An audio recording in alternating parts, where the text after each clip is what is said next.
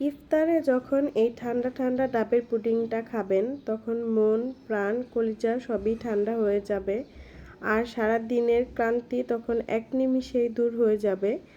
তো আজকে এই সহজ রেসিপিটি আপনাদের সাথে শেয়ার করব। আশা করি আপনাদের কাছেও অনেক ভালো লাগবে।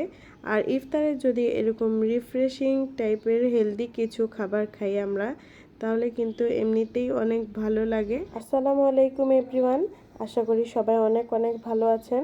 চলে এলাম আরও একটি নতুন রেসিপি নিয়ে। ইফতারে যখন ফ্রিজ থেকে এই ঠান্ডা ঠান্ডা ডাবের পুডিংটা খাবেন তখন যে কি শান্তি লাগবে তা যখন আপনি বাসায় বানিয়ে খাবেন ঠিক তখনই বুঝতে পারবেন। তো এই ডাবের পুডিংটা একদম সহজ রেসিপিতে আজকে তৈরি করে দেখাবো। মাত্র 2 থেকে 3টি উপকরণেই কিন্তু বানিয়ে নিতে পারবেন। তো চলুন দেখে নিই এই ডাবের পুডিংটা তৈরি করতে কি কি লাগছে। প্রথমেই আমাদের লাগবে ডাব। তো এখানে আমি 2টা ডাব কেটে নিয়েছিলাম, যেহেতু ডাবগুলো একটু ছোট সাইজের ছিল তো 2টা নিয়েছি আমি।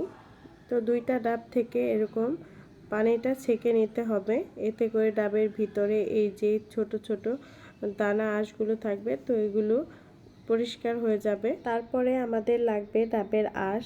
তো ডাবের আঁশটা দিলে কিন্তু পুডিংয়ের স্বাদটা আরও অনেক গুণ বেড়ে যায়।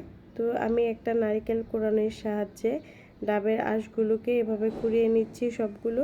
তারপর একটা পাত্রে আমি এখানে 2 কাপ ডাবের পানি নিয়ে নিয়েছি। তো 2 কাপ ডাবের পানির জন্য আমি এখানে দিয়ে দিব 1.5 চামচের একটু বেশি চিনি দিয়ে দিলাম। চিনিটা আপনাদের পছন্দ মতো দিয়ে নেবেন। আর ডাবটা যদি বেশি মিষ্টি হয় তাহলে চিনিটা একটু কমিয়ে নিতে পারেন। তো তারপরে যেটা লাগবে মেন উপকরণ সেটা হচ্ছে agar agar powder. Agar agar powder দিয়ে দিলাম আমি 1 চা চামচ। আর 2 কাপ ডাবের পানির জন্য 1 চা চামচই যথেষ্ট। এই আগার আগার পাউডারটা কিন্তু ঠান্ডা থাকা অবস্থায় ভালো করে মিশিয়ে নিতে হবে। তারপর আমি চুলার জালটা অন করে দিলাম। তো আগার আগার পাউডার হচ্ছে তরল জিনিসকে জমানোর জন্য আগার আগার পাউডার ব্যবহার করা হয়। এটা আপনারা যে কোনো মুদির দোকানে পেয়ে যাবেন। তো এখন এই ডাবের পানিটাকে ভালো করে জাল করে নিতে হবে। 2 থেকে 3টা বলক আসলেই কিন্তু হয়ে যাবে, এত বেশি ঘন করার প্রয়োজন নাই। তো এই তো আমার পানিটা জাল করে নেওয়া হয়ে গিয়েছে, এবার আমি নামিয়ে নিচ্ছি।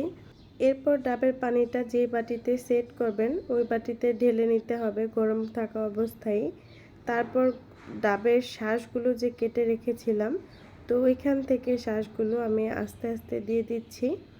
তো ডাবের শাঁসটা বেশি দিলে আসলে মজা লাগে, কামড়ে কামড়ে কিন্তু ডাবের শাঁসগুলো অনেক ভালো লাগবে সেজন্য। এরপর একটা চামচের সাহায্যে ডাবের আঁশগুলোকে সব দিকে সেট করে দিচ্ছি। এবার এভাবেই রেখে দিব আমি 30 মিনিট ঠান্ডা হওয়ার জন্য। তারপর আরও 30 মিনিট আমি নর্মাল ফ্রিজে রেখে তারপর ইফতারের আগে আগে এরকম সার্ভ করছি। একটা ছুরির সাহায্যে চারপাশ থেকে এভাবে ছাড়িয়ে নিতে হবে। তারপর এই তো একটা প্লেটে ডাবের পুডিংটাকে ঢেলে তারপর যে পাশটাতে আপনি দেখবেন ডাবের শাঁসটা বেশি তো ওই পাশটা উপরে দিয়ে দিবেন। এটা কেবল সৌন্দর্যের জন্য।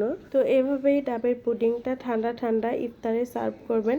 আশা করি সবার কাছে অনেক ভালো লাগবে। তো রেসিপিটা কেমন লেগেছে অবশ্যই কমেন্ট করে জানাতে ভুলবেন না। ভালো থাকবেন, সুস্থ থাকবেন। আসসালামু আলাইকুম।